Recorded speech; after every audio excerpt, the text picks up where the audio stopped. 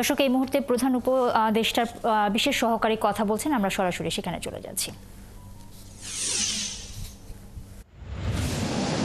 তিনি বৈঠক করেছেন ভারতীয় প্রধানমন্ত্রী শ্রী নরেন্দ্র মোদী এবং সেই সাথে ভুটানের প্রধানমন্ত্রী, শ্রীলঙ্কার প্রধানমন্ত্রী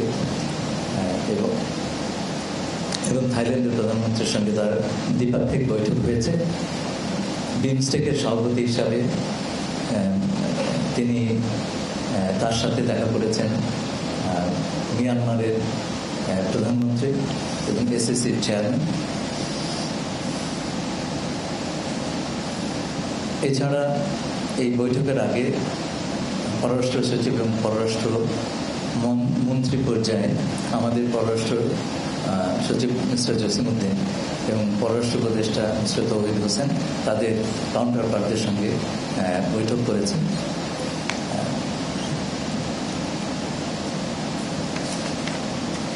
তৃতীয় যে বিষয়টা বলবো, মায়ানমারের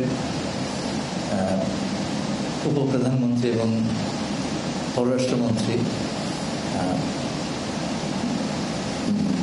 উত্থান আমার সঙ্গে আলোচনা করেছেন বৈঠকের এই সম্মেলনের সাইডলাইনে।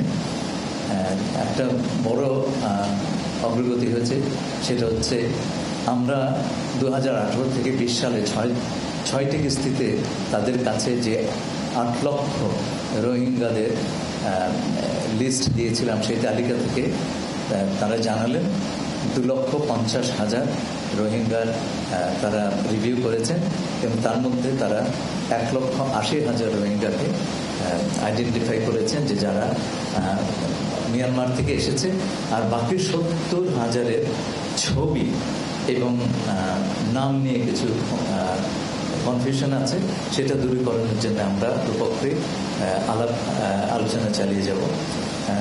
একই সাথে তারা আমাদেরকে বলেছেন যে বাকি 5,50,000 রোহিঙ্গা এই রিভিউটা তারা অতি দ্রুততার সঙ্গে সম্পন্ন করবেন। আমি এখানে থামবো, আপনাদের প্রশ্ন থাকলে আমি তার সানন্দে জবাব দেব।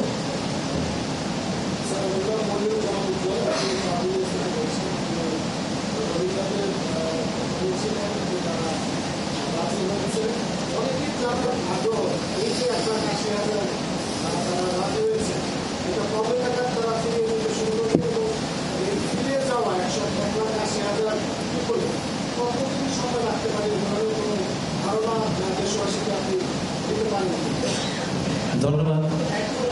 প্লিজ প্লিজ পরে কোশ্চেন করেন। না এটা পরে, হ্যাঁ না পরে প্লিজ।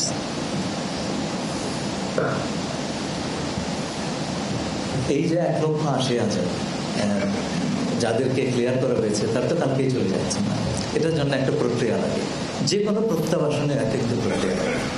তারা যাবেন, কি করে যাবেন, সেই জায়গাতে কি অবস্থা আছে, সেফটি সিকিউরিটি আছে কিনা, হ্যাঁ, এবং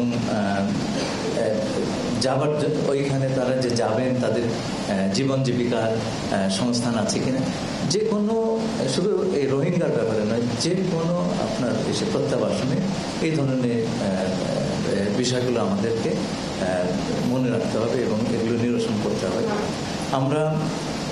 আমি সবসময় বলেছি, আমরা সকল পক্ষের সঙ্গে যোগাযোগ করছি। এই প্রত্যাবাসনের জন্য আমাদের যেমন কারা প্রত্যাবাসিত হবেন, সেটার জন্য আমাদের মিয়ানমারের কাছ থেকে ভেরিফিকেশনটা নিতে হচ্ছে।